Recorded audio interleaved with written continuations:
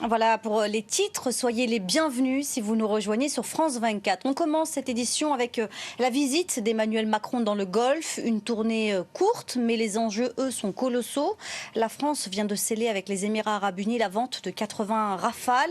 Théa Bazdarevich avec nos confrères de France 2.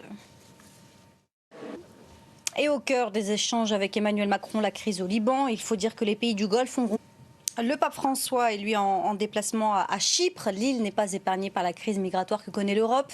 Le souverain pontife a annoncé qu'il ramènerait avec lui en Italie au moins 50 migrants. Jules Boiteau. Le monde de l'athlétisme est en deuil. L'ancien président de la fédération... En France, au chapitre politique, le Parti des Républicains connaît désormais les finalistes de la primaire en vue de l'élection présidentielle. Le très droitier député des Alpes-Maritimes, Éric Ciotti, a créé la surprise en arrivant en tête du scrutin. Il affrontera donc au second tour Valérie Pécresse. Ma carrière d'acteur pourrait bien être terminée. Les confessions d'Alec Baldwin, plus d'un mois après l'accident mortel sur le tournage d'un western qui a entraîné la mort de la directrice de la photographie et blessé un réalisateur. Alec Baldwin, vous allez le voir, s'est confié à nos confrères d'ABC.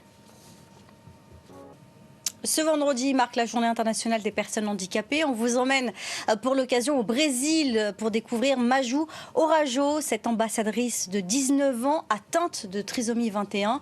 C'est une première dans le monde très fermé des cosmétiques. La jeune femme veut montrer que sa déficience n'est pas un frein. Regardez.